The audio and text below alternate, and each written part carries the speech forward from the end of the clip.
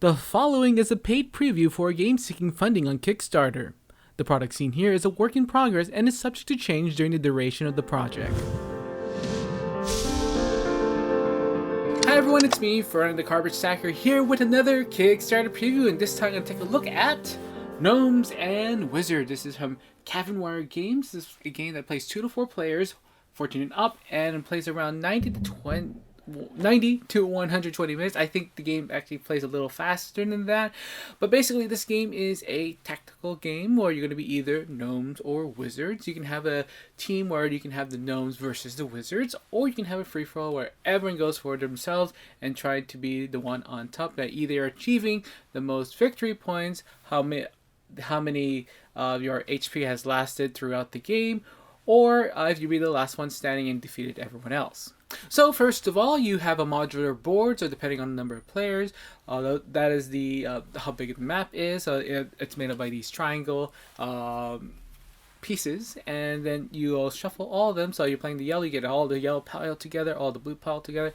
You shuffle them together, and then you make a map depending on the number of players, and that's how big the map is and how many different kind of units you can get through all of them. Because each of the maps will have a different kind of unit you can get in there once you call them with the right dice. So, and it is a dice game where you have these dice, and that you would roll.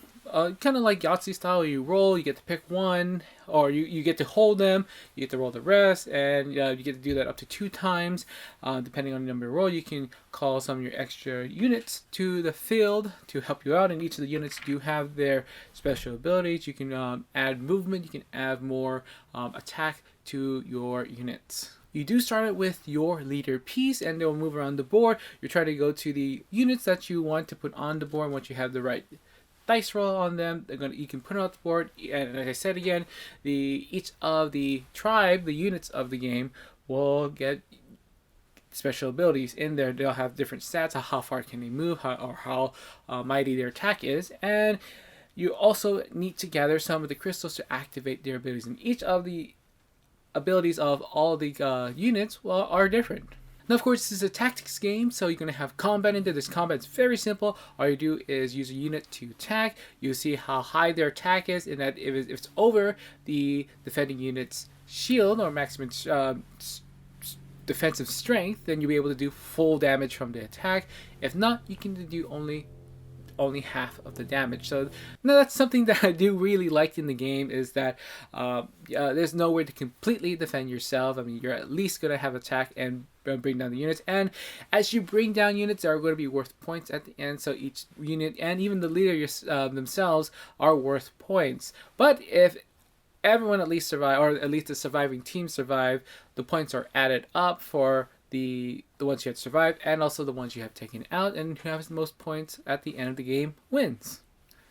Now let's go ahead and give my impressions of the game. First of all is the replay of it, and there's quite a lot of replay there. The boards are modular. You get to go ahead and build the board. You can build the board as much as you want. It is a modular board, but the board changes every time with the number of characters in there, and then who's actually playing in there, the number of units as well. Each of the tribes gets the 6 different kind of units they can have, and each of them have their special abilities in there, all different stats.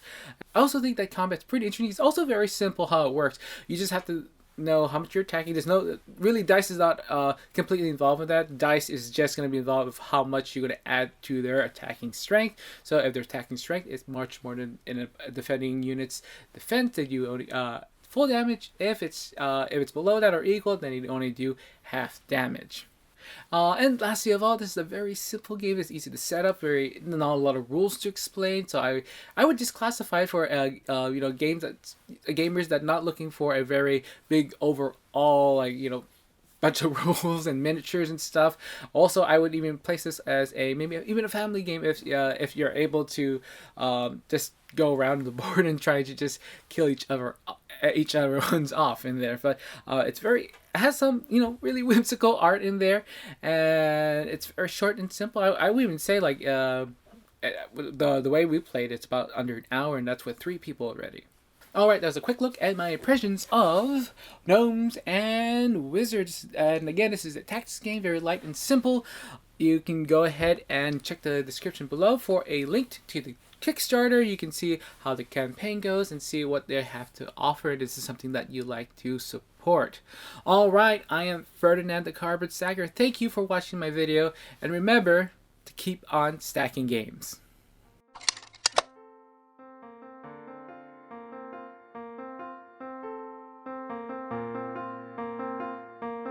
Thank you for watching. Don't forget to give this video a like and subscribe to my channel for more videos on board and card games. This is the Cardboard Stacker, and remember to keep on stacking games.